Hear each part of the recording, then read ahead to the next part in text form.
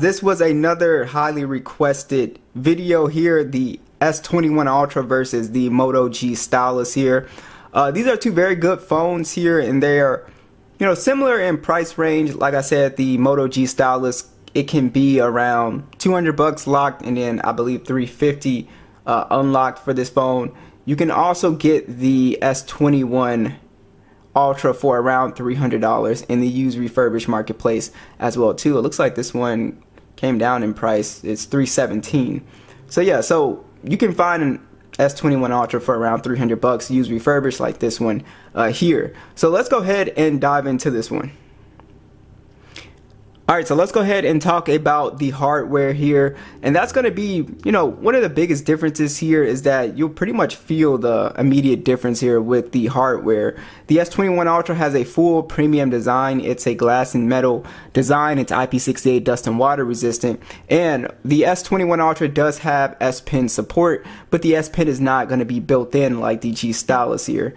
The G Stylus has a plastic design and there's no IP rating, so it's just water repellent. So if you do like drop it in the pool or something like that, 9 times out of 10 it'll probably break. But besides that, it still has a very nice design to it. I really like the texture back on here as well too. Feels really solid, and overall I think the design looks good. It doesn't look like a a cheap phone at all in my opinion. So one thing that you will notice with the hardware on the G Stylus is that you do have a headphone jack down below, and of course you do have the built-in stylus here.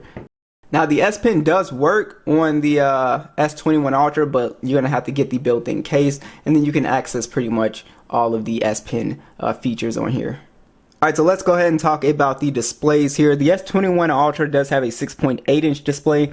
It's dynamic AMOLED 120 Hz at HDR10+, 1500 nits peak brightness, and then it's a 1440p display, 515 for the PPI.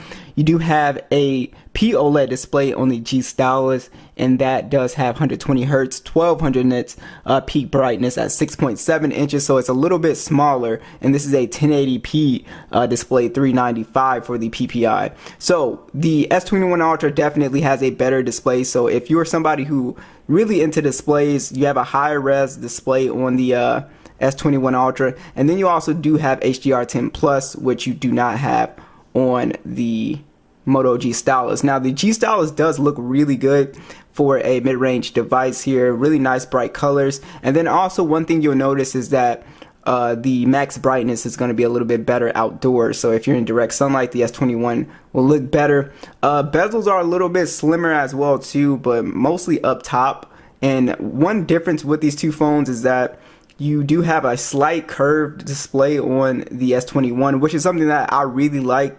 But the G Stylus is completely flat, so you might really like that as well too.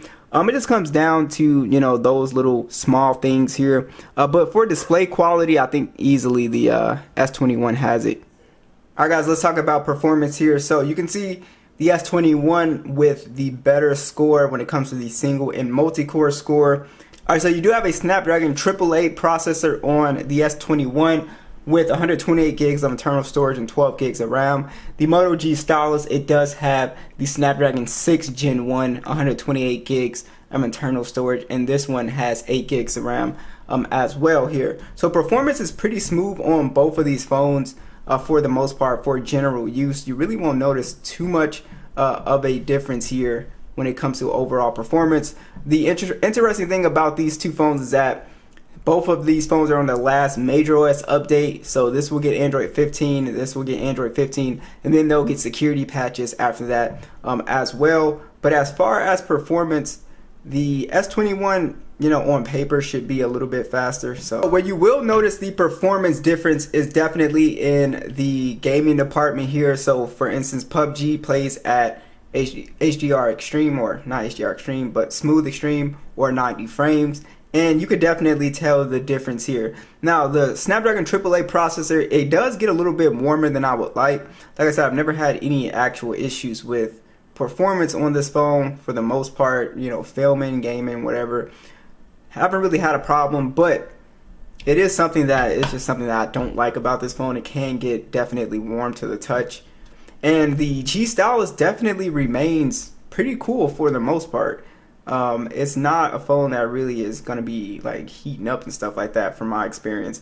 Now, your best settings is going to be HDR Extreme, which is still pretty good, you know, playing at 60 frames. But I guess if you're more of a competitive gamer, you definitely are going to want to play at a higher frame rate. So you would go with the S21, and it'll pretty much be across the board. That's where that extra, you know, CPU, GPU power is going to go to.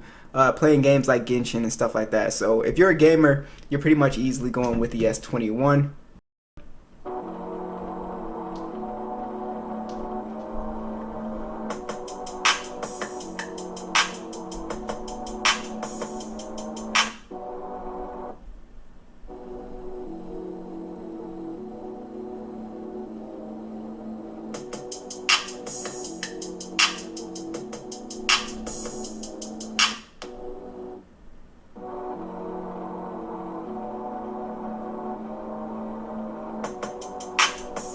Yeah, so both speakers actually have a pretty good speaker on them. They both sound really good bass. I do like the sound of the S21 a little bit more because it is just a little bit more crisp to me. That's one thing that I noticed about the Stylus speakers.